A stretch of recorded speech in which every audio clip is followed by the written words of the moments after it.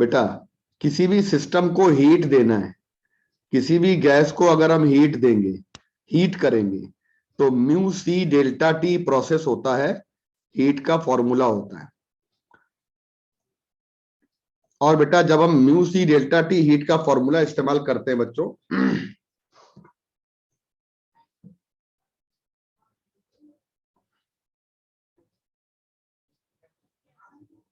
बेटा एसआरबी में और उसमें रैंकर में डाल दीजिए। मिश्रा सर की क्लास शुरू हो गई है, कोई एक जना डाल दे बेटा,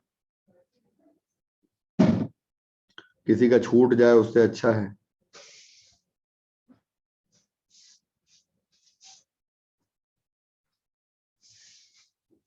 रैंकर में डाल दीजिए।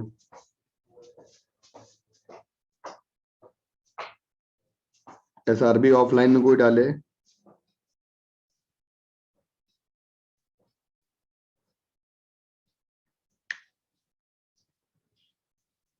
आ गया, रैंकर में आ गया है भाई, रूही ने डाल दिया है।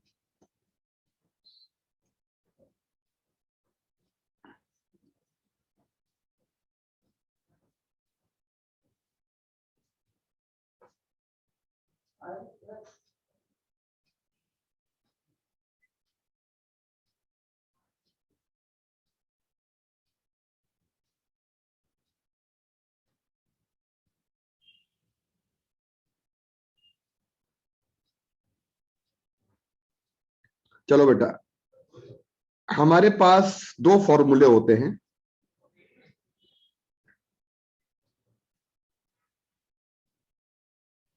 एक फॉर्मूला होता है बेटा क्यू मैसेज ओनली एडमिन, अच्छा कर, अच्छा एसआरबी ऑफलाइन में ओनली एडमिन है, ओके ओके, ठीक है बेटा। अच्छा बच्चों आ जाइएगा। हम लोग जब कभी भी बेटा यहाँ पे ना हीट करते हैं तो Q इक्वल टू, ये जो बेटा एट द रेट करके आप लोग आ रहे हो, थोड़ा नाम आम क्या है करो, कैसे फ्यूचर डॉक्टर हमारे। टीचर से शर्म कैसी, डॉक्टर से कैसी शर्म। क्यों बच्चों, कैसी शर्म टीचर से और कैसी शर्म डॉक्टर से। यस। डॉक्टर को पता होता है रोग का क्या अंत है, और टीचर को पता होता है स्टूडेंट के बारे में। ये तो सच्ची बात है बेटा। जैसे कोई डॉक्टर नहीं बताता है कि आखिरी दिन रह गया है पर पेशेंट जाने वाला है। आइए बच्चों एक बात समझ लीजिएगा कि म्यू सी डेल्टा टी के दो फॉर्म हो गए, mu C P delta T और mu C V delta T. Only 7 MB data left है। अरे भैया बच्चों के मेरे पास मैसेज है ना आप लोगों के में कि सर बायो की क्लास लंबी चल गई, डेटा कम बचा। कोई बात नहीं, हम लोग की क्लास भी कंप्लीट करनी है। और फिजिक्स मेक्स डिफरेंट, फिजिक्स आपका डिफरेंस बनाएगा और फिजिक्स आपकी रैंक में ऊंचा उछाल लेकर आएगा। तो एसआरबी बच्चे के हमारे जो है ना, वो हमारे बायो तो कॉमन आयन इफेक्ट हो जाता है बेटा, पता ही है आपको। आओ बेटा, तो जब हम बात करते हैं कि mu C V delta T, तो इस समय हम कांस्टेंट वॉल्यूम करेंगे, जितनी भी हीट देंगे वो गैस की इंटरनल एनर्जी बढ़ा देगी, क्योंकि टेम्परेचर बढ़ रहा है, वर्क डन होगा नहीं। तो जो हम हीट देंगे बेटा, है ना, इसका मतलब है कि वर्क डन जो है वो आपका क्या होगा, यहाँ पे 0 हो जाएगा। तो जो भी आप हीट दोगे इस समय, वो हमारी mu C V delta T से इंटरनल एनर्जी बढ़ जाएगी, यानी डेल्टा यू। और बेटा इसका मतलब यहां पे हम कांस्टेंट प्रेशर पे जब वर्क दे रहे हैं तो म्यू सीपी डेल्टा टी दे रहे हैं, इससे वर्क भी हो रहा है और इंटरनल एनर्जी भी चेंज हो रही है। ऑलवेज रिमेंबर, और आप याद रखिएगा इंटरनल एनर्जी जब चेंज हो जाएगी तो एक बात समझ लीजिएगा कि हमारी गैस दोनों तरफ बराबर टेम्परेचर राइज कर रही है। मतलब इधर भी टेम्परेचर डेल्टा टी बढ़ेगा, इधर भी टेम्परेचर डेल्टा टी बढ़ेगा। तो यहां भी इंटरनल एनर्जी का formula mu C V delta T होगा, यहां भी इंटरनल एनर्जी का formula mu C V delta T होगा। मतलब मैं आपसे केवल एक बात यह कहना चाहता हूं कि इंटरनल एनर्जी का फॉर्मूला दोनों तरफ जो है बेटा वो हमारा सिमिलर रहेगा। वेरी गुड इवनिंग बेटा। आइए हम बेटा अगली अगली बात बताते हैं यहाँ पे कि अगर हम लोग एक काम कर लें, अगर हम लोग एक काम कर लें,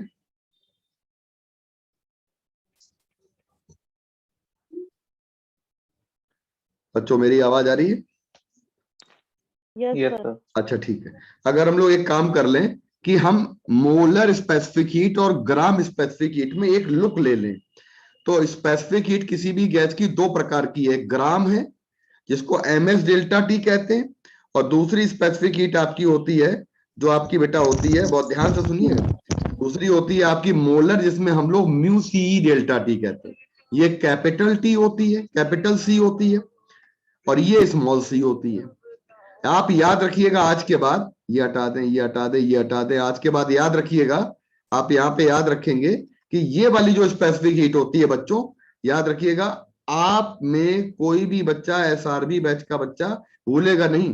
सी का मतलब होता है Q divided by mu delta T.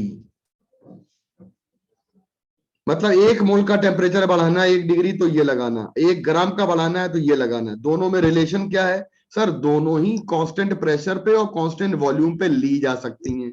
CP small वाले को भी सीपीसीवी कहते हैं और कैपिटल वाले को भी सीपीसीवी कहते हैं। तो सर हमने तो कैपिटल सीपीसीवी पढ़ा था, नहीं, दोनों ही हैं।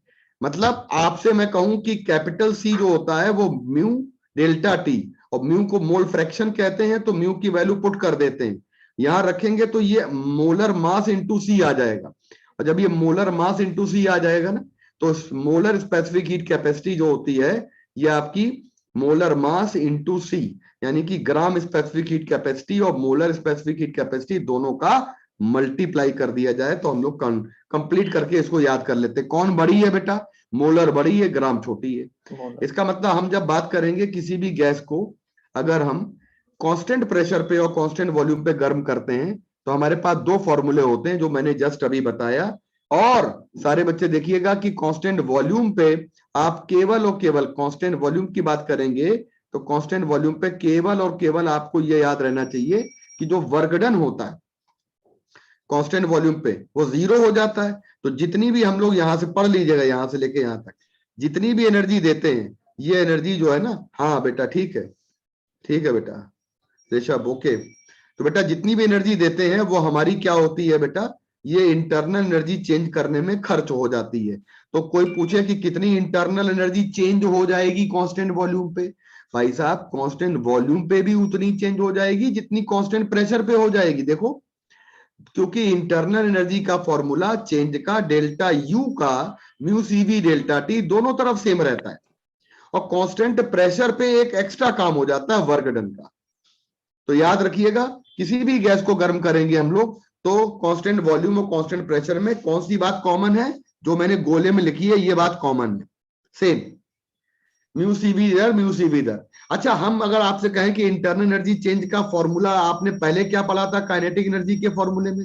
Half mu R delta T F, delta T F, half mu R delta T F. इसका मतलब अगर हम दोनों को इक्वल कर दें तो हमारे पास देखो डेल्टा यू का पहला फॉर्मूला, डेल्टा यू का दूसरा फॉर्मूला अगर इक्वल कर दिया जाए तो सीवी की वैल्यू आ रही है। थोड़ा ये बहुत टेक्निकल फॉर्मूले हैं, मैं आपसे कहूंगा कि इन फॉर्मूले को बहुत गहरी नजर से देखिएगा, दाएं बाएं भी ना देखिएगा, सीट तुरंत आगे बढ़ जाएगी। मतलब मैं कहूं कि सीवी की जो वैल्यू होती है 1/2 हाफ एफ आर होती है, इसी से निकाल दिया मैंने। सीवी की वैल्यू मोनो डाया पॉली के लिए हम निकाल सकते हैं आराम से, सीवी की वैल्यू मोनो डाया पॉली के लिए आराम से निकाल सकते हैं।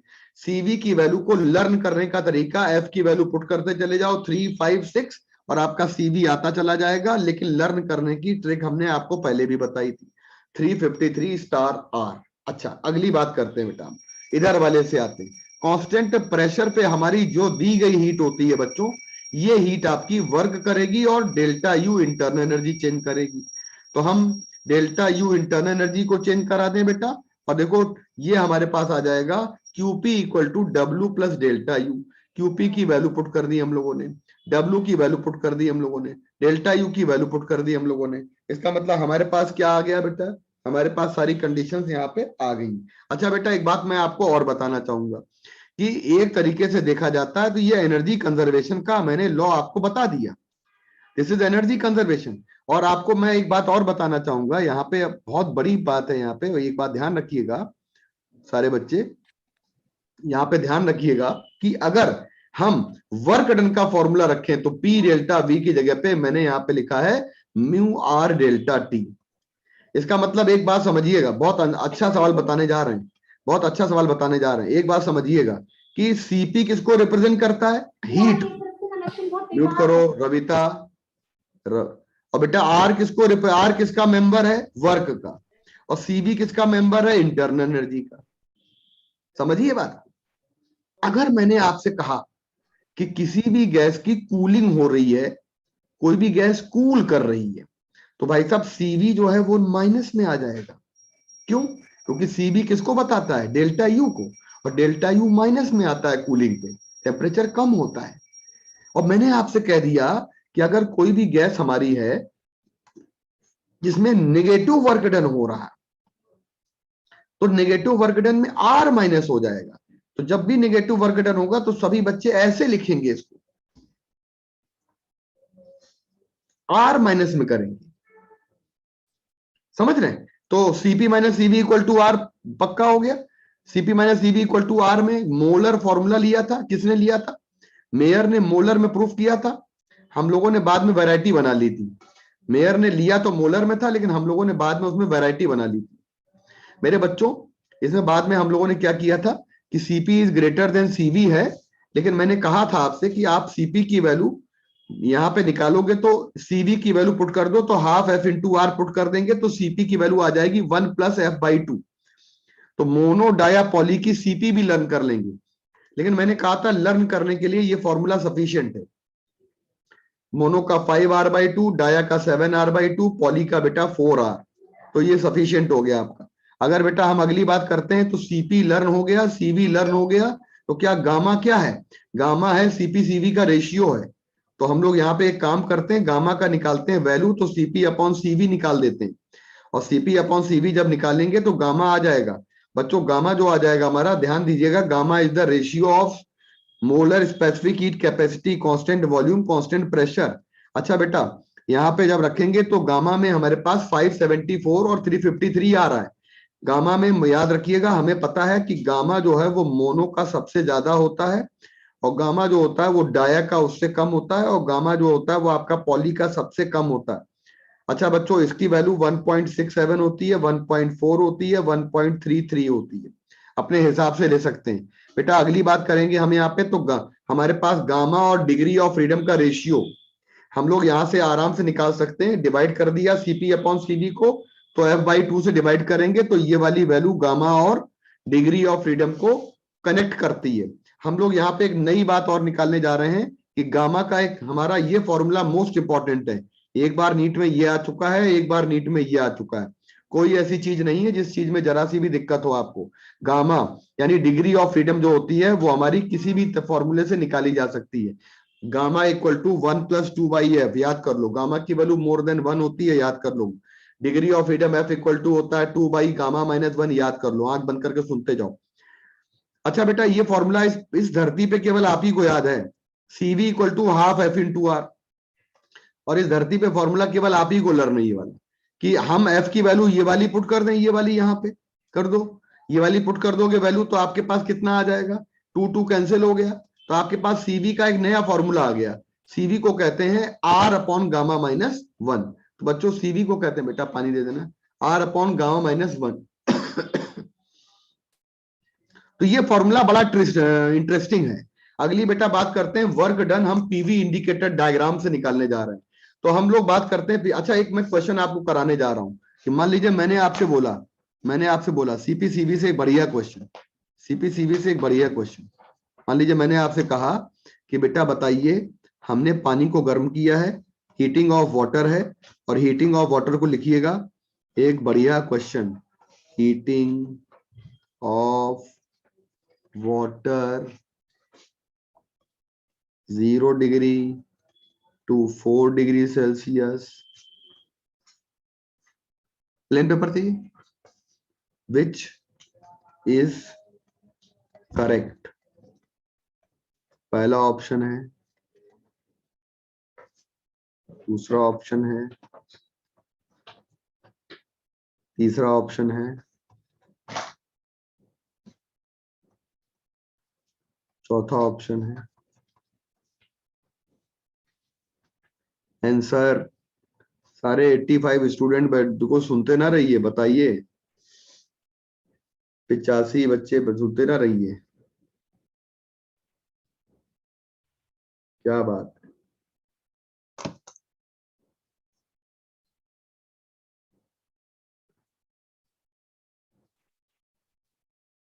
हाँ बेटा, थैंक यू बेटा।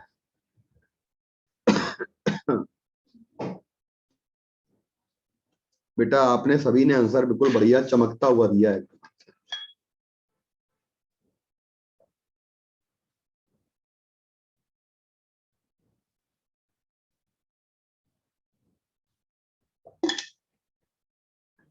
किसी का भी गलत आंसर नहीं है। नाइस बेटा, नाइस। मैं आपसे यही उम्मीद करता हूं कि सीपी इक्वल टू होता है भाई साहब सीवी प्लस आर, इसीलिए सीपी माइनस सीवी को कहते हैं हम लोग आर। बेटा ये वाली जो वैल्यू होती है ना, जो ये वाली वैल्यू होती है, ये आपकी हीट को बताती है, और ये वाली जो वैल्यू होती है इंटरनल एनर्जी को बताती है, और ये वाली वैल्यू होती है वो वर्क को बताती है। इसी से तो हम लाए थे उठा के सीपी सीवी को, और ये माइनस में लिखेंगे, यानी कि ये माइनस में लिखेंगे तो आप ये समझ लीजिए आर की वैल्यू माइनस में आ जाएगी। तो पानी जब गर्म करेंगे तो पानी के लिए हमारे पास आर ये आ जाएगा।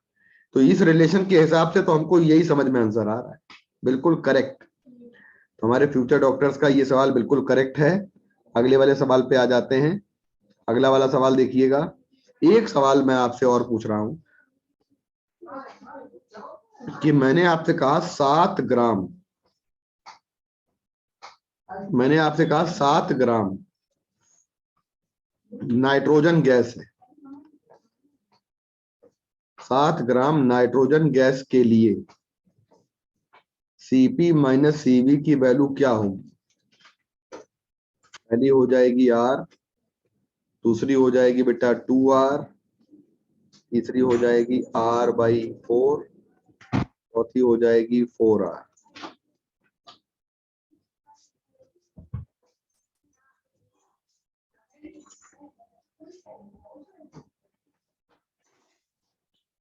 आंसर एवरीवन दो, डायरेक्ट ना दो एकदम, कोई शर्म है, शर्म आरे की बात नहीं है।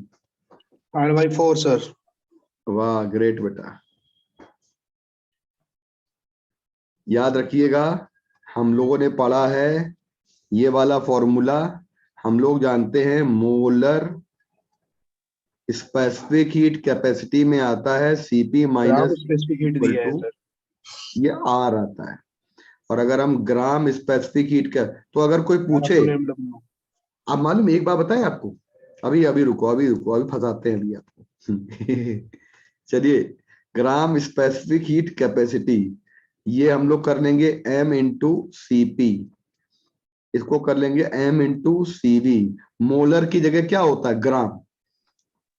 तो सारे बच्चे जानते हैं कि सी बड़ा सी होता है मोलर मास इंटू छोटा सी, तो ये आ जाएगा आर। तो छोटा सीपी छोटा सीवी बराबर हो जाएगा R/m। अब एक बात समझ लीजिएगा कि हमने ग्राम स्पेसिफिक हीट कैपेसिटी में ये लिख लिया, तो आपने लिखा है, आप ये कहते हैं बेटा कि 1 ग्राम गैस के लिए, 1 ग्राम गैस के लिए, 1 ग्राम गैस के लिए ग्राम स्पेसिफिक हीट कैपेसिटी, अरे भाई हाथ लग गया किसी का, डिसेबल्ड एंड एनोटेशन से clear all viewer drawing and बेटा फिर sharing, no one can share only I can share. आइए चलो, रट के रखा है सब। 1 ग्राम गैस जो हमारी है, वो हमारी 1 ग्राम गैस के लिए बेटा याद रखिएगा, अगर हम 1 ग्राम गैस की बात करते हैं तो 1 ग्राम गैस के लिए 1 डिग्री सेल्सियस टेम्परेचर राइज करने के लिए difference in gram specific heat capacities, ये होता है सीपी माइनस सीवी आर बटे एम। 1 ग्राम के लिए है बेटा। अगर हम आपसे कह दें 7 ग्राम नाइट्रोजन कर ले, तो 7 ग्राम नाइट्रोजन के लिए अंडरस्टूड है, कोई कहेगा नहीं कि सर टेम्परेचर राइज तो दिया ही नहीं गया। अरे यार स्पेसिफिक हीट बोल दी गई है, स्पेसिफिक हीट बोल दी गई है, तो टेम्परेचर तो राइज हो ही रहा है। तो आपके पास हो जाएगा आर बाई एम इंटू 7 ग्राम। अब जो गैस होती है उसी का रख देते हैं हम लोग, जो गैस होती है उसी का रख देते हैं। तो ये आ जाएगा आर बाई बेटा आ जाएगा 28 और ये आ जाएगा 7। आपका आंसर आ जाएगा बिल्कुल करेक्ट। कोई दिक्कत किसी बच्चे को? नहीं सर कोई दिक्कत नहीं, बहुत आसान सवाल था, कोई दिक्कत ही नहीं इसमें। अब एको इसमें बताइए दिक्कत में कमी आ रही कि नहीं। मुझसे कोई पूछे आपसे, एक अगला सवाल देखिएगा, अगला सवाल देखिएगा बेटा कि CP minus CV, capital CP minus CV है इज इक्वल टू, अगर आर दिया गया है, इज वैलिड फॉर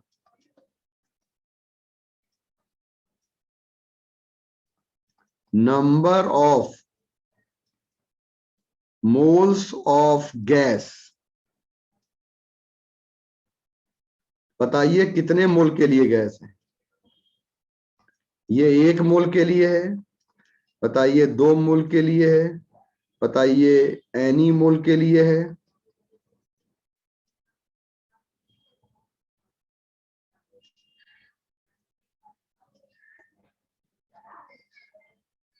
सोचो बेटा, सोचो सोचो। गलत आंसर दे दिया, एनी मोल नहीं होना चाहिए, एनी मोल कर दोगे तो गड़बड़ हो जाएगा।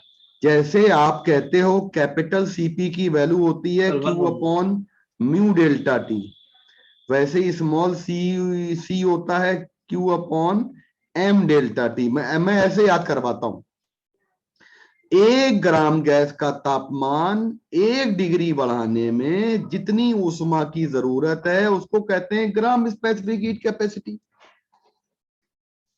उसको कहते हैं ग्राम स्पेसिफिक हीट कैपेसिटी 1 ग्राम गैस के लिए। और अगर बात करते हैं हम 1 मोल गैस का टेम्परेचर 1 डिग्री बढ़ाने के लिए हमको जितनी भी हीट की जरूरत होती है उसको कैपिटल सी कहते हैं। तो राइट आंसर आ जाएगा 1 मोल। जितने बच्चों ने आंसर दिया है प्यारे प्यारे बच्चों ने, वो हमारे आंसर 1 मोल बिल्कुल करेक्ट आंसर है। बाकी बाकी दुनिया दिखावा है, लेकिन आपका आंसर 1 मोल बिल्कुल करेक्ट है। ठीक है, तो बेटा ये जो सवाल हमारे हैं ये सवाल थोड़े से चाहत वाले हैं। आइए बेटा ऊपर आइएगा। वर्क डन, अगर हम किसी भी प्रोसेस की बात करते हैं,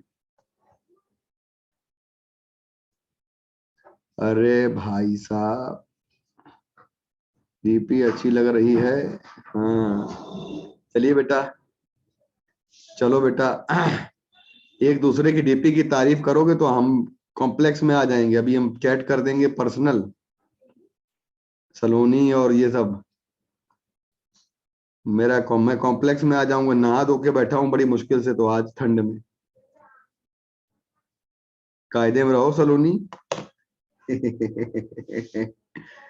चलो ठीक। हाँ भाई नहा धो के बैठे हैं बड़ी मुश्किल से, तो नहाए ठंड में, इतने टेम्परेचर में डूब जाना ठंड में मतलब एकदम होता बॉर्डर पे लड़ाई करने जैसे कहे। आओ बेटा पढ़ो जल्दी से।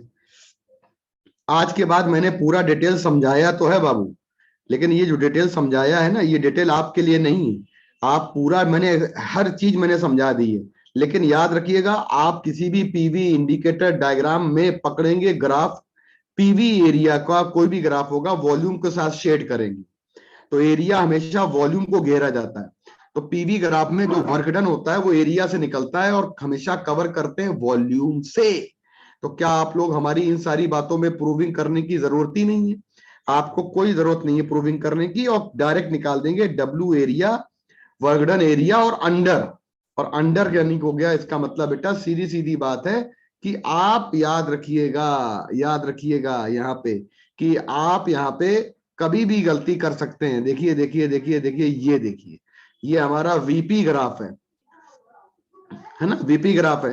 तो मेरी चीज यहां से जरा समझ लीजिए, मैं आपसे यहां से एक चीज समझाना चाहता हूं कि ए से बी प्रोसेस हो रहा है, एक्सपेंशन हो रहा है कि कंप्रेशन हो रहा है? सर एक्सपेंशन हो रहा है। एक्सपेंशन जब हो रहा है तो ए से बी जाएंगे, सी से डी जाएंगे, वापस ए पे जाएंगे, ये हमारा साइकिल बन गया। मान लो ये क्लोज प्रोसेस होता, तो ये कौन सा डायरेक्शन होता? क्लॉकवाइज। तो हम एक बात याद रख लेंगे, यहीं से निकाल देंगे, डब्ल्यू क्लॉकवाइज हमेशा पॉजिटिव आता है। आता है, एक नई चीज यहीं से निकाल दी है ना। अब हम आगे जो हमारा वो होगा ना बेटा, जो हमारा होगा साइक्लिक प्रोसेस, उसमें हम डायरेक्ट लिख देंगे। नीचे देखो, यहां ए से जाएंगे बी, एरो देखो इधर, और एरो देखिए इधर, इसका मतलब एरो जब देखा हमने तो एरो के हिसाब से जब चलेंगे बेटा, इसका मतलब हमें वॉल्यूम एक्सिस को कवर करना है, तो हमारा ये ऐसे चलेगा। तो हमने यहाँ पे बेटा क्या किया है, हाँ अरे भैया, वॉल्यूम एक्सिस में होना चाहिए, वॉल्यूम को कवर करना है, यानी कि हमारा ऑर्डर रहेगा ए बी सी डी, यानी ये हो गया आपका एंटी क्लॉकवाइज। तो आज के बाद मेरे बच्चे याद कर लेंगे, डब्ल्यू एंटी क्लॉकवाइज जो होता है वो आपका क्या होता है बच्चों? पॉजिटिव होता है। सर ये क्या बात होती है? अरे ये भी तो एक्सपेंशन है, ये भी तो वॉल्यूम बढ़ रहा है, बढ़ रहा है कि नहीं बढ़ रहा है? इसका मतलब ये वीपी ग्राफ है। तो भाई साहब क्या कहना चाहते हैं सर आप? हम कहना ये चाहते हैं कि चाहे हमारा कैसा भी ग्राफ हो, अगर एक्सपेंशन की बात कर रहे हैं तो वर्क डन पॉजिटिव आएगा। पहली बात नोट कर लो, तरीके बदल दिए मैंने। और अगली बात यहाँ पे बड़ी इंपॉर्टेंट है कि अगर हमारा पीवी ग्राफ होगा और हमारा अगर वीपी ग्राफ होगा, तो पीवी में डब्ल्यू हो जाएगा पॉजिटिव क्लॉकवाइज में, और एंटी क्लॉकवाइज में डब्ल्यू हो जाएगा नेगेटिव, राइट। और बेटा यहाँ पे आ जाएगा क्लॉकवाइज में हमारा नेगेटिव, और एंटी क्लॉकवाइज में आ जाएगा पॉजिटिव, जो कि मैंने आपको अभी अभी समझा दिया। यानी कि आप आज के बाद ये चीजें गलत नहीं करिएगा। आगे बढ़ जाते हैं बेटा हम लोग। यहाँ पे देखिएगा, वर्क डन किसी साइक्लिक प्रोसेस में जब भी निकालते हैं, तो मैंने दिखाया समझाया जरूर है पूरा, लेकिन हमारे इस साइक्लिक प्रोसेस में दो बातें आ रही हैं बच्चों। हमारे इस साइक्लिक प्रोसेस में दो बातें आ रही हैं, है ना। देखो मैं हर चीज पे गुजर के जा रहा हूं, ठीक है, क्योंकि मुझे आज ये खत्म करना है, तो मैं धारा प्रवाह सारी चीजें बोल भी रहा हूँ, कोई भी चीज छोड़ भी नहीं रहा हूं। इस वाले में दो बातें आ रही हैं। एक तो बात आ रही है ए से बी जाते समय रास्ता क्या होगा, ए एक्स बी का, ए एक्स बी। तो ये रास्ता हमारा ए एक्स बी का है, तो वर्क डन ज्यादा होगा, एरिया ज्यादा है। और ये हमारा कैसा क्लॉकवाइज है, तो प्लस होगा। और ये दूसरा रास्ता है बी वाई ए का, तो नीचे वाला रास्ता यहां बनाया है, तो नीचे वाला जब यहां बनाया है तो ये एंटी क्लॉकवाइज आ गया, और छोटा एरिया है तो माइनस हो गया। बड़ा एरिया प्लस, छोटा एरिया माइनस। यानी कि अगर कोई कहे कि वर्क हमारा पाथ डिपेंडेंट है, बिल्कुल। और कोई कहे कि हमारा वर्क जो होता है नेट निकालो, तो साइन के साथ निकालेंगे। तो हमने प्लस माइनस रख दिया, तो हमारा एरिया कौन सा ज्यादा है? प्लस वाला, यानी हमारा नेट वर्क डन आ गया। और मैं यहाँ पे ब्लैक पेन से ये देखो, ये देखो, ये देखो, ये देखो, ये आ गया। इसको बेटा कहते हैं क्लॉकवाइज। तो पूरा साइक्लिक प्रोसेस ले लेंगे तो क्लॉकवाइज का वर्क डन आ जाएगा पॉजिटिव। यानी आज के बाद सारे बच्चे ये बात अच्छे से याद कर लेंगे। तो डब्ल्यू क्लॉकवाइज हो गया पॉजिटिव, डब्ल्यू एंटी क्लॉकवाइज हो गया नेगेटिव। और अगर हम यहाँ पे बात करेंगे पीवी ग्राफ की, तभी ये बात है, अदरवाइज नहीं है। वीपी में उल्टा हो जाएगा। तो मैंने ये देखो एक आपको एक पूरा बता दिया है कि इस पूरी की पूरी प्रेजेंटेशन में मैंने सारी बातें यहाँ पे डाल दी। इस पूरे प्रेजेंटेशन में मैंने सारी बातें यहाँ पे डाल दी हैं कि अगर पीवी डायग्राम होगा तो clockwise positive, anti clockwise negative. अगर वीपी डायग्राम होगा तो उल्टा। बच्चे कंफ्यूज हो जाते हैं, सर पीवी में पी कहां लेते हैं, वी कहां लेते हैं। मैं बोलता हूं कि कोऑर्डिनेट लेते समय पहले एक्स लिया जाता है, फिर वाई लिया जाता है, ओके। लेकिन ग्राफ बनाते समय, इंडिकेटर ग्राफ बनाते समय पहले वाई लिया जाता है, फिर एक्स लिया जाता है। जैसे मैंने आपसे कहा आईवी ग्राफ है, किसी भी करंट के चैप्टर में आईवी ग्राफ की बात करते हैं। अब मान लीजिए मैंने आपको आईवी ग्राफ बोल दिया बेटा, तो जब आप आईवी ग्राफ की बात करेंगे ना बच्चों, आईवी ग्राफ का क्या मतलब हो गया? आईवी ग्राफ का एक मतलब हो गया प्यारे बच्चों, आई रहेगा वाई पे और वी रहेगा एक्स पे, रट्टा मार लो। इंडिकेटर डायग्राम, हम चाहे करंट इंडिकेटर डायग्राम हो, चाहे प्रेशर इंडिकेटर डायग्राम हो, चाहे वॉल्यूम इंडिकेटर डायग्राम हो, चाहे थर्मोडायनेमिकल प्रोसेस में इंडिकेटर डायग्राम हो, हमेशा पहले वाई बोलेंगे फिर बाद में एक्स बोलेंगे। चलो बेटा आगे बढ़ जाते हैं। वर्क डन निकालना है हमको साइक्लिक प्रोसेस में। तो अब हम आपके लिए ये दिया दिखाने के बराबर है। सूरज के सामने दिया दिखाते हैं ना, इसलिए मैंने निकाल के देखो सारी चीजें रख दी हैं। मैं आपको बताना चाहता हूं कि ये हमारा प्रोसेस है क्लॉकवाइज, और ये वर्क डन पॉजिटिव आएगा। एरिया निकालेंगे हाफ बेस इनटू हाइट से। आगे बढ़ जाइए। अब आते हैं बेटा, मान लीजिएगा मैंने आपको बताया कि process will be isothermal. Sir चलिए मैं अगर आइसोथर्मल प्रोसेस को दिखाता हूं। अच्छा बेटा एक बात मैं आपको और बताना चाहूंगा कि मान लीजिएगा साइक्लिक प्रोसेस, आपका कोई भी साइक्लिक प्रोसेस होता, मान लीजिए हमारा साइक्लिक प्रोसेस जो है ना ये होता, मान लीजिए ये साइक्लिक प्रोसेस हमारा कैसा होता बच्चों, ये वाला प्रोसेस होता हमारा। देखिए देखिए बेटा,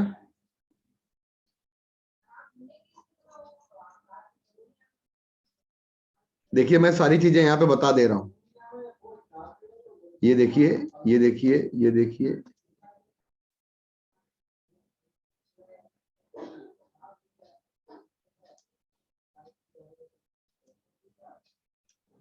ये प्रेशर दिया है किलो पास्कल में, ये वॉल्यूम दिया है लीटर में, और आपको एरिया निकालना है। बच्चों कभी भी हम एरिया अगर निकालते हैं साइक्लिक प्रोसेस से, तो साइक्लिक प्रोसेस में अगर सर्कल दिया जाता है तो सर्कल का एरिया का फॉर्मूला सभी जानते हैं, पाई आर स्क्वायर होता है। लेकिन पाई आर स्क्वायर को हम लोग यहाँ पे क्या करते हैं, आर हमारे दो अलग अलग चीजों को रिप्रेजेंट करता है। एक आर हमारा वॉल्यूम एक्सिस को रिप्रेजेंट करता है, और एक आर हमारा जो होता है वो प्रेशर को रिप्रेजेंट करता है।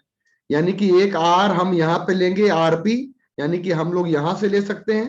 सारे बच्चे देखिएगा, ये वाली वैल्यू हमारी 2 आरपी दे रही है डायामीटर, और एक ये वाली वैल्यू हमारी 2 आरवी दे रही है। अब कहने का मेरा मतलब ये है कि हम आरपी और आरवी तो निकाल ही सकते हैं, लेकिन कोई बहुत ज्यादा डिफरेंस नहीं है, इसलिए मैंने यहाँ पे किया है पाई आर स्क्वायर, और बेटा यहाँ पे हमने इसको पाई आरपी इंटू आरवी कर लिया है। अरे बच्चों के मैसेज आ रहे हैं कि इंटरनेट खत्म हो गया है। कोई बात नहीं बेटा, हम जितना पढ़ाएंगे उतना आपको मिल भी जाएगा, चिंता नहीं करिए।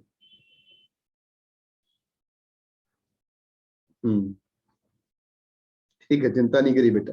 अच्छा बेटा देखिएगा बच्चों, ये पाई आरपी आरवी में जरा बताओ आरपी कितना निकलेगा। सर यहां से आरपी निकलेगा 4 - 2। अच्छा यहाँ पे 6 है, यहाँ पे 6 है बेटा, 6 है यहाँ। ये मैंने 6 ले लिया, ये मैंने यहाँ पे 6 ले लिया बेटा, तो यहां से मेरा ये 6 निकल के आ रहा है। बच्चों क्या ये क्लियर हो गया आप लोगों को? 6 निकल, तो अब बताइए 6 - 2 करेंगे तो 4 आ जाएगा, और किलो पास्कल कर देंगे तो ये देखो पास्कल आ जाएगा। अच्छा बेटा जब हम बात करेंगे वॉल्यूम वाले में, तो वॉल्यूम में बात करेंगे तो 8 - 2 आ जाएगा। 8 - 2 6 आ जाएगा, इसका मतलब 6 इंटू और 2 से डिवाइड कर देंगे तो 2 यानी 3 आ जाएगा। 3 लीटर को मीटर क्यूब में बदल दिया। तो क्या आप लोग इस पूरे डायग्राम से आरपी और आरवी निकाल दोगे? किसी को कोई दिक्कत, किसी को कहीं हमें रोकना हो, तुरंत अपना मैसेज पर्सनल करके मुझे डाल दीजिए आप कि सर इसको दोबारा बता दीजिए। मैं आपका बिना नाम लिए दोबारा समझा दूंगा, कोई दिक्कत नहीं, आपका भला हो जाएगा। बाकी बच्चे दोबारा सुन लेंगे तो कौन सी उल्टी हो जा रही है ना। अच्छा बेटा आगे देखो, यहाँ पे आ गया पाई आरपी आरवी, और ये क्या हो गया 10 की पावर 3 और -3, ये तो कल गया। ये किलो पास्कल है, ये लीटर है, यानी कुल मिला के 6 पाई हमारा आंसर आ रहा है। कहीं से कोई दिक्कत नहीं है, आराम से आप लोग कर लेंगे। लेकिन मुझे ये ग्राफ, ये वाला बहुत ज्यादा टेक्निकल ग्राफ नहीं है कि आपको बहुत ज्यादा गहराई से समझने की आवश्यकता है। ठीक है बच्चों, आइए बेटा नीचे आ जाइएगा। नीचे आ जाते हैं हम लोग आइसोथर्मल में। अगर आइसोथर्मल की बेटा बात करते हैं तो आइसोथर्मल प्रोसेस वो होता है जिस प्रोसेस में टेम्परेचर जो होता है वो हमेशा कांस्टेंट रहना चाहिए। अब बेटा टेम्परेचर अगर कांस्टेंट रहा तो हमारा ये बॉयल का लॉ फॉलो करेगा, और जब ये बॉयल का लॉ फॉलो करेगा तो एक तो बात पक्का हो जाएगी कि P1 V1 = P2 V2 हो जाएगा। ये हमारी भरी हुई जो गैस होती है ना बच्चों, ये जो गैस होती है ये हमारी ऐसे सिलेंडर में भरी जाती है कि ये कंडक्टिंग सिलेंडर होना चाहिए। और जब ये गैस हमारी कंडक्टिंग सिलेंडर की ओर जाती है, इसका मतलब तो हम ये बात जानते हैं, हम लोग ये बात अच्छे से जानते हैं कि कंडक्टिंग सिलेंडर की बात करते हैं हम लोग बेटा, बात करते हैं कंडक्टिंग सिलेंडर की। तो कंडक्टिंग सिलेंडर का मतलब एक हो जाता है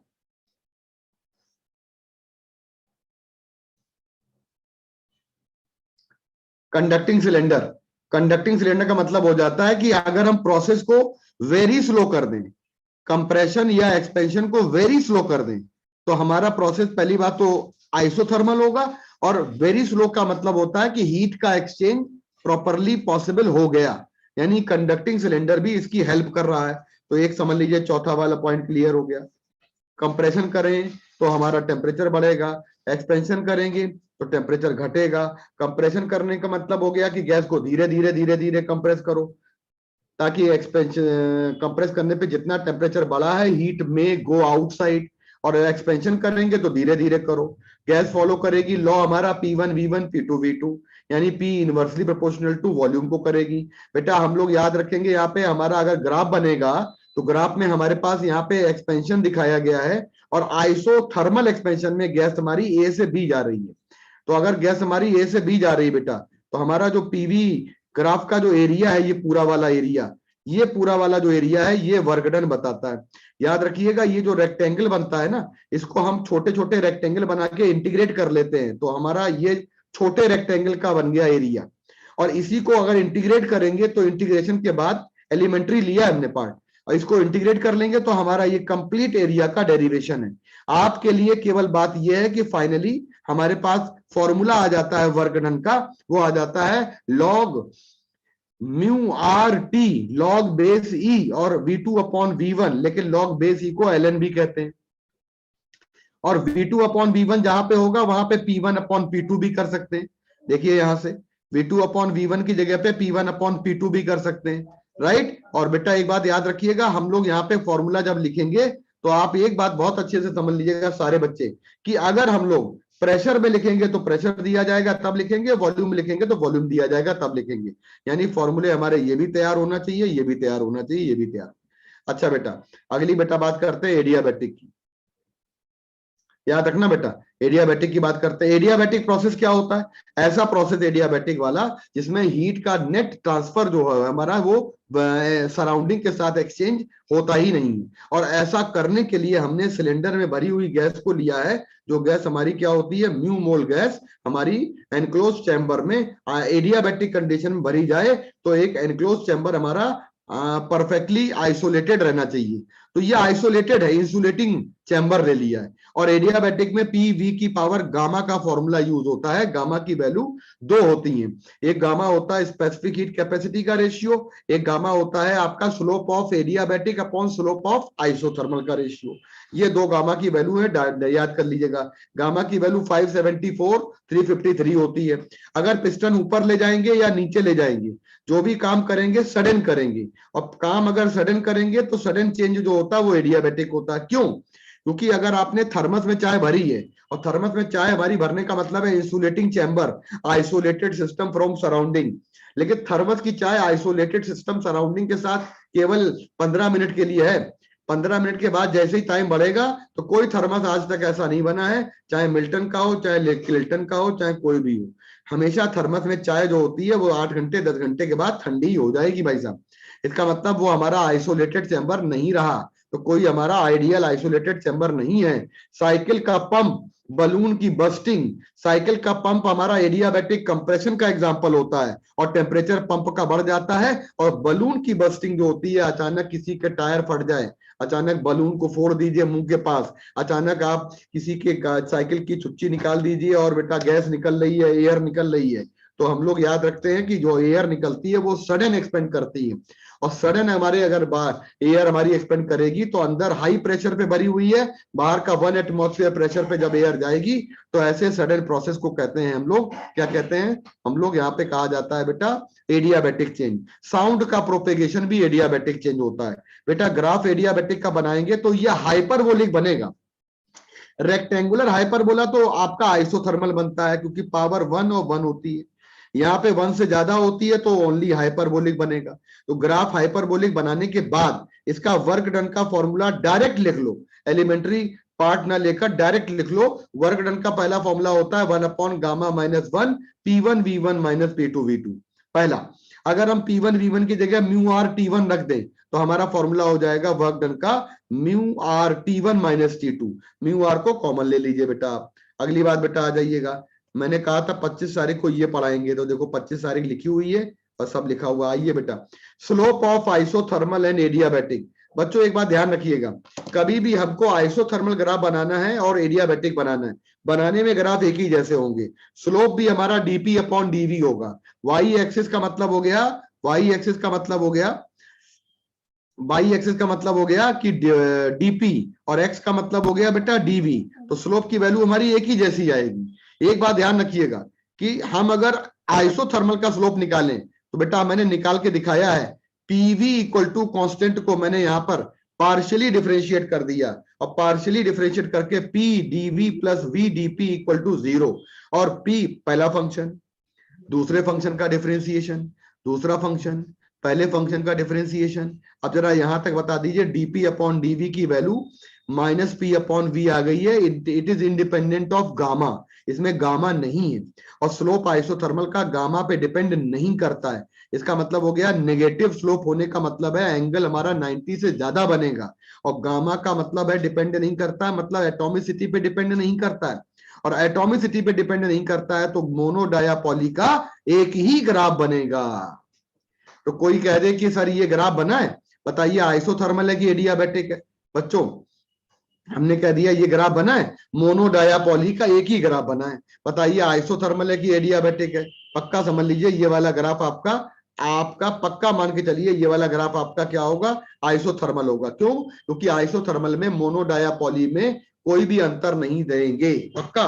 अब बेटा इधर आ जाइएगा, डाया इधर आइए एडियाबैटिक में, एडियाबैटिक में जो ग्राफ बनेगा, एडियाबैटिक में ग्राफ का जो हमारा स्लोप आएगा वो डीपी अपॉन डीवी आएगा, और इसको डायरेक्ट लिख दे रहे हैं हम लोग, डायरेक्ट क्या, डीपी अपॉन डीवी को डायरेक्ट स्लोप लिखेंगे gamma times minus P upon V, और ये डायरेक्ट वैल्यू हम लोगों को याद होती है कि स्लोप हमेशा एडियाबैटिक का आइसोथर्मल का गामा टाइम्स होता है।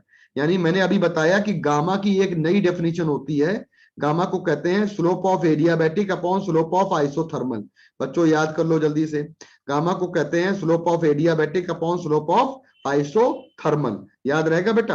अगली बेटा बात यहाँ पे बोलने जा रहे हैं, गामा की वैल्यू मोनो डाया पॉली में डिक्रीजिंग ऑर्डर में, और गामा मोनो का सबसे ज्यादा पॉली का सबसे कम होता है। इसका मतलब स्लोप आपका एडियाबैटिक में मोनो का सबसे ज्यादा होता है और बेटा पॉली का सबसे कम होता है। और एक आपको बताएं, 2 मिनट ब्रेक ले लो, यहां तक बता दो, सारी बातें क्लियर है?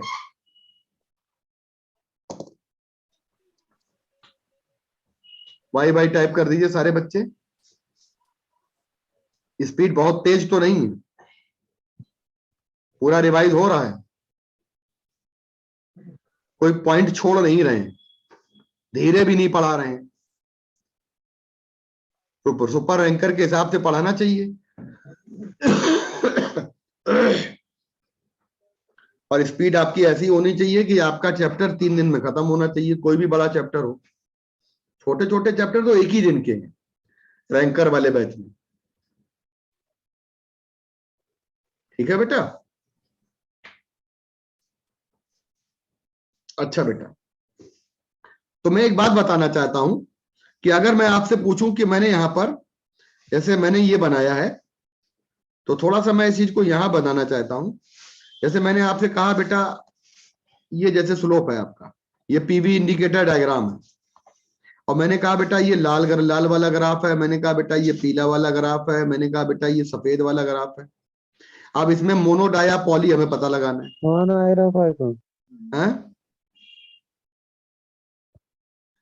सर वो स्लोप वाला एक बार बता दीजिए, नेटवर्क इशू हो गया था। अच्छा मैं बता रहा हूं बेटा, देखो पहली बात तो ये एडियाबैटिक है, पक्का हो गया। एडियाबैटिक का मतलब हो गया कि मोनो डाया और पॉली दोनों का बेटा हमारा तीनों का स्लोप अलग अलग है, तो तीनों ग्राफ अलग अलग बनेंगे।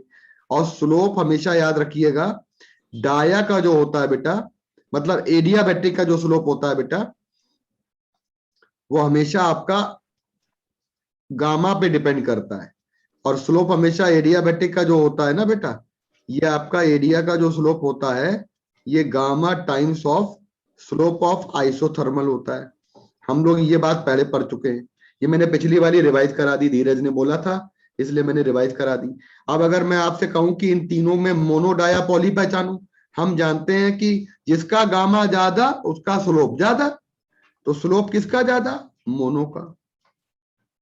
और स्लोप किसका कम? डाया का।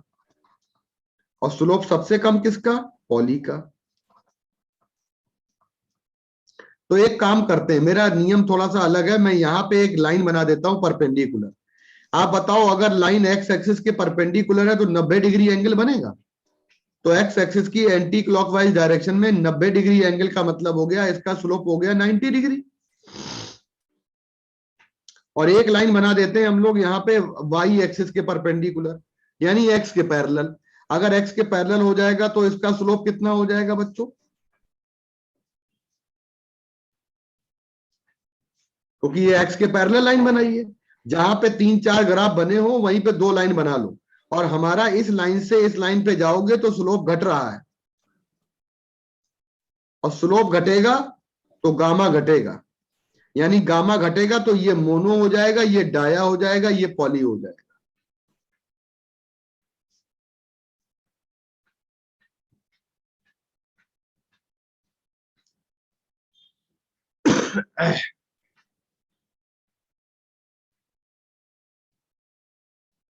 बेटा यहां पे कंप्रेशन और एक्सपेंशन, यहां पे आपको कंप्रेशन और एक्सपेंशन इंडिकेट किया जाएगा सवाल में। बेटा याद रखिएगा, मैं यहां पे ये एक्सपेंशन कर देता हूं,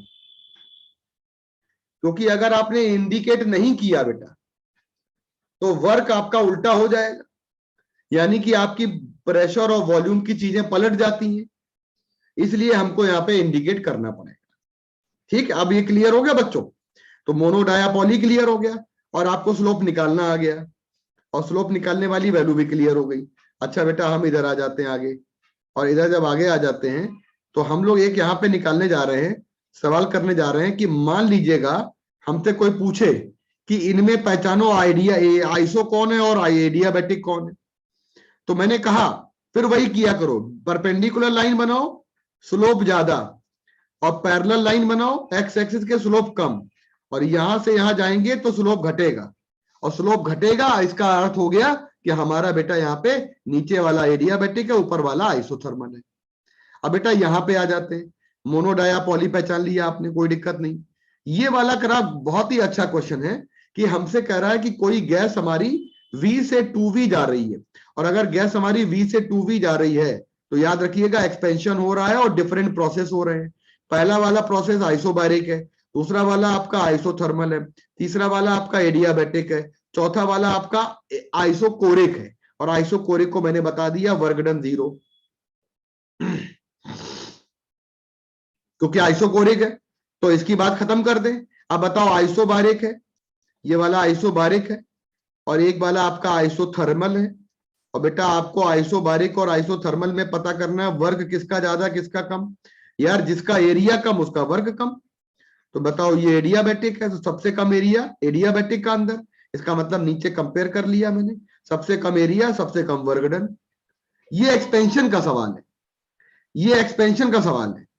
और अगर हम बात करेंगे कंप्रेशन में, यही सवाल कंप्रेशन का बात करेंगे, कंप्रेशन का, तो कंप्रेशन में हमारी गैस ए पॉइंट पे है, और अगर ये हमारी वॉल्यूम आधा कर रही है 2V से V में आ रही है, तो सबसे ज्यादा प्रेशर बढ़ जाएगा एडियाबैटिक में। देखो मैंने बताया है, एक बात समझ लीजिएगा, ए से जब हम बी जाएंगे तो आइसोबारिक बनेगा, और ए से जब हम सी जाएंगे तो ये एडियाबैटिक आइसोथर्मल बनेगा। सर आइसोथर्मल में समझा दीजिए, वॉल्यूम आधा होगा तो प्रेशर डबल होगा, वॉल्यूम आधा प्रेशर डबल, हमने प्रेशर पी से 2P कर दिया। ये वाली बात क्लियर हो गई सारे बच्चों को? ये वाली बात क्लियर हो गई? जरा बताइए मुझे। Yes sir. पक्का इसको एक्सप्लेन तो नहीं करना है, वॉल्यूम आधा प्रेशर डबल, एरिया आइसोथर्मल है ये। चलो बहुत अच्छे बेटा, अच्छा बेटा ठीक है। अच्छा बेटा देखिए नीचे आइएगा, नीचे एडियाबैटिक में एक्सप्लेन करना है, जैसे P1V1 की पावर गामा, P2V2 की पावर गामा। बताओ इनिशियल वॉल्यूम कितना है भाई साहब? इनिशियल वॉल्यूम है हमारा V1, 2V है फाइनल वॉल्यूम, और ऊपर वाला हमारा एडियाबैटिक है, तो फाइनल प्रेशर बताओ कितना हो रहा है? तो final pressure P2 equal to हो जाएगा P1 और V1 अपॉन V2 की पावर गामा। बेटा V1 की वैल्यू 2 रख दो, 2V, और ये कट गया देखो, तो 2 की पावर गामा। आप बताइए कि अगर गैस को सेम वॉल्यूम से हम कंप्रेस करें एडियाबैटिकली और आइसोथर्मली, तो बेटा याद रखिएगा वॉल्यूम तो सेम हमारा घट रहा है, लेकिन प्रेशर हमारा एडियाबैटिक में ज्यादा बढ़ेगा, क्योंकि वो 2 की पावर P टाइम्स हो जाता है। तो ये बात मेरी पकड़ ली सारे बच्चों ने?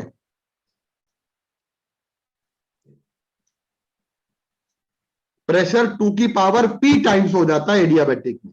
ये बात पकड़ ली सब लोगों ने। और आइसोथर्मल में प्रेशर हो जाता है 2P टाइम्स, यानी दुगना, वॉल्यूम आधा, प्रेशर डबल। एडियाबैटिक में प्रेशर 2 की पावर P टाइम्स हो गया, 2 की पावर गामा टाइम्स हो गया। तो इसका मतलब एडियाबैटिक का ग्राफ सबसे ऊंचा भागेगा। ये बात क्लियर बच्चों?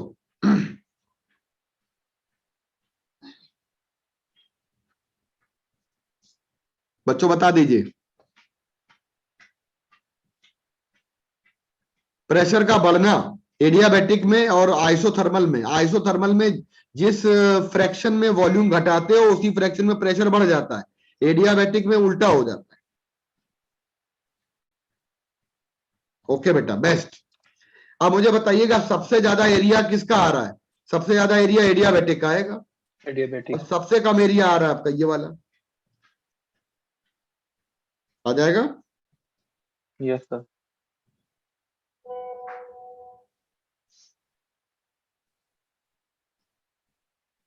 डन बेटा, नीचे आ जाइएगा, बिल्कुल उल्टा हो गया।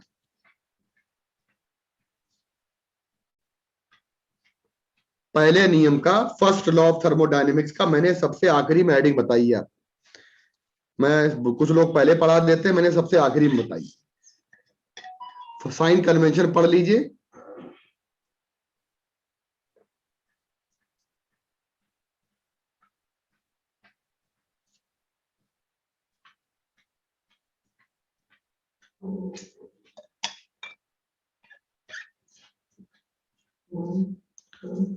बेटा डिफरेंशियल फॉर्म है फर्स्ट लॉ का, अगर Q पॉजिटिव होगा तो हीट इन, Q नेगेटिव है तो हीट आउट,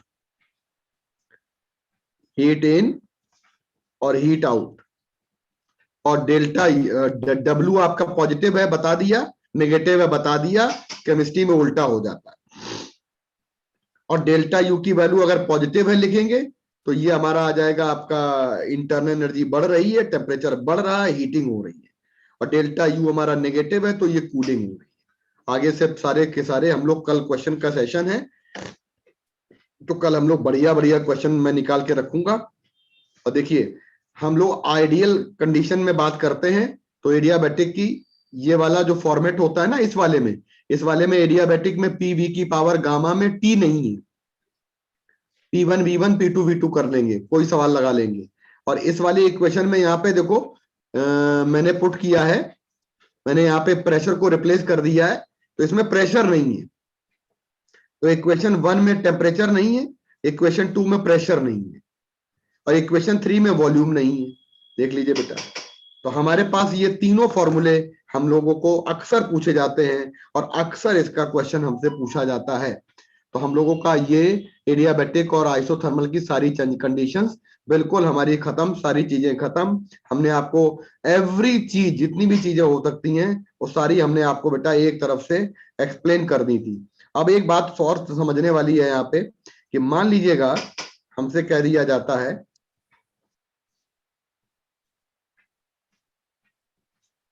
जैसे हमसे कह दिया जाता है बेटा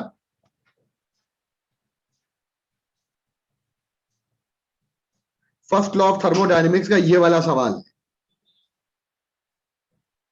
तो अगर ये सवाल हमसे कह दिया जाता है ना बेटा, तो इस सवाल में देखो हीट हमारी ये वाली जो है वो सप्लाइड है, यानी कि Q जो है वो हमारा +50 आ रहा है, और ये हमारा work done on the system है। W हमारा आ रहा है -10 आ रहा है। तो बता इंटरनल एनर्जी की वैल्यू क्या हो जाएगी? एक बात तो बिल्कुल क्लियर हो गई कि Q इक्वल टू होता है डेल्टा U प्लस W, और ये आ रहा है 50 प्लस में, और डेल्टा U निकालना है, और ये -10 आ गया, तो डेल्टा U की वैल्यू प्लस का 60 जूल आ गई, यानी आंसर हमारा आ जाएगा बढ़ रही है। अब इसी को वॉयलेट करने का एक और नियम होता है बेटा, जैसे ये वाला, हमने हीट एनर्जी दी है सिस्टम को कितनी, तो और हमने यहाँ पे कह दिया है, फर्स्ट लॉ का वायलेशन है बेटा, हमने कह दिया है देखिए इतना जूल वर्क डन हो रहा ऑन, फिर कहते हैं इतनी हीट हमारी लॉस भी हो रही है। भाई साहब इसमें लॉस कहाँ आ रहा है? आज मैं PDF दे दूंगा बेटा, इसमें लॉस कहाँ पे हो रहा है? इसमें लॉस कहाँ पे हो रहा है? इसमें लॉस हमारा फर्स्ट लॉ में मैंने पढ़ाया नहीं था। मैंने कहा था कि हम लोग फर्स्ट लॉ में लॉसेस को इग्नोर करते हुए सराउंडिंग के साथ हीट का एक्सचेंज नहीं करेंगे, और सिस्टम को दी गई हीट जो होती है वो वर्क करेगी या इंटरनल एनर्जी बढ़ाएगी। तो जब हम कांस्टेंट प्रेशर पे आइसोबारिक कंडीशन में हीटिंग ऑफ गैस पे जाते हैं तो हम सराउंडिंग से हीट एक्सचेंज नहीं लेते हैं। तो बेटा ये लाइन समझिएगा, ये वाला सवाल करना पड़ेगा इस वाले मेथड से। तो मुझे लगता है सारे बच्चे कर लेंगे, क्योंकि ये वाला हमारा 200 कैलोरी है और आंसर आ रहा है जूल में, तो 4.2 कर देंगे। वर्क डन हमारा कितना है, 210 जूल है, और इंटरनल एनर्जी निकालनी है। बेटा आपके पास ये वाली आ जाएगी लॉस, और लॉस आपका 50 क्या है बेटा, 50। और देखो वर्क डन ऑन बोला है तो माइनस लिख देंगे वर्क में, और हीट सप्लाई करी गई है तो प्लस लिख देंगे, और लॉस में तो यहाँ पे भैया हमें एनर्जी कंजर्वेशन लगाना। तो 50 कैलोरी को हम लोगों ने 4.2 कर दिया, ठीक, और फटाफट इसको डिवाइड कर दिया, तो ये वाली वैल्यू कट गई, हमारा आंसर आ जाएगा बेटा 840 जूल आ गया, और वो भी प्लस में आ जाएगा। तो पहला आंसर सारे बच्चों का आ जाएगा। बोलो बच्चों, क्लियर हो गया सवाल?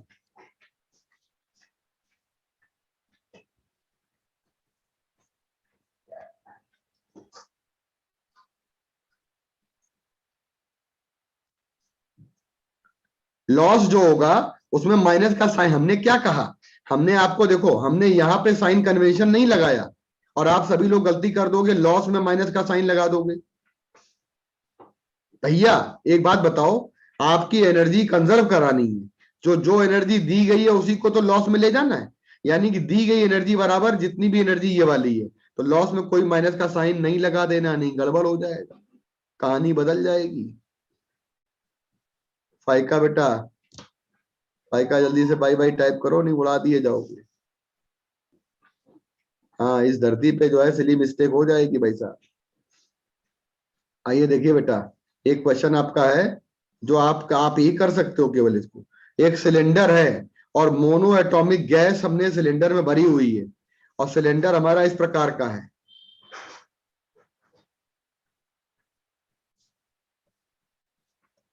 और ये लंबाई है और सिलेंडर का एरिया है। फ्रिक्शन लेस पिस्टन, और गैस को अलाउ किया जाता है टेम्परेचर T2 पर। तो बताओ इस समय गैस का वॉल्यूम कितना है, एरिया A इंटू लंबाई, और टेम्परेचर कितना है T1। जब हमने गैस को क्या कर दिया बेटा, एक्सपेंड कर दिया, लंबाई बढ़ा दी, सिलेंडर पिस्टन ऊपर खींच दिया, और एरिया वही रहेगा, तो फाइनल वाला वॉल्यूम कितना हो गया, फाइनल टेम्परेचर हम लोग जानते हैं T1 V1 की पावर गामा -1, T2 V2 की पावर गामा -1। सर ये क्या सपना आ रहा है कि एडियाबैटिक लगा देंगे? अरे नहीं, सपना क्यों आएगा, देखो ये लिखा है पिस्टन को सडनली खींचा गया है, और यहीं लिख दिया जाता पिस्टन को धीरे धीरे खींचा जाता, तो कहानी उल्टी हो जाती बेटा। सुन रहे मेरी बात? बोलो बच्चों, बताओ पिस्टन को धीरे धीरे खींचते, बताओ पिस्टन को धीरे धीरे खींचते, आंसर बोलो, पिस्टन को धीरे धीरे खींचते, आइसोथर्मल। आइसोथर्मल। अरे हम ये तो ही पूछ रहे हैं, आंसर बोलो क्या होगा। तब तक आप सोचो, मैंने ये वाला सॉल्व कर दिया है।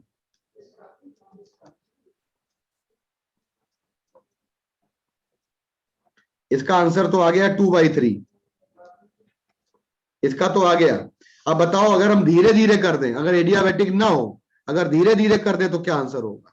L2/L1 है L2/L1। अरे भाई साहब, T1 T2 का अनुपात 1 हो जाएगा, कहां पढ़ रहे हो झुमरी तलैया में? यस सर, आइसोथर्मल है। 1 हो जाएगा। देखो हो गई सिली मिस्टेक, ये तो गुगली हो गई। अरे है ही है भाई साहब, ये क्या कर रहे हैं आप लोग? T1 T2 भाई साहब, ये क्वेश्चन कितना दमदार क्वेश्चन था। और सुरभि भदौरिया क्या टाइप कर रहे हो तुम, हैं?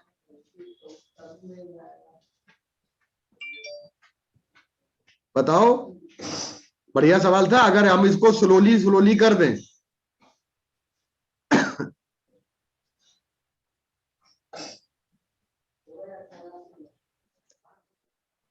बोलो बेटा डन। चल दीजिए, बाय बाय टाइप कर दीजिए, 1:1 आंसर आ जाएगा।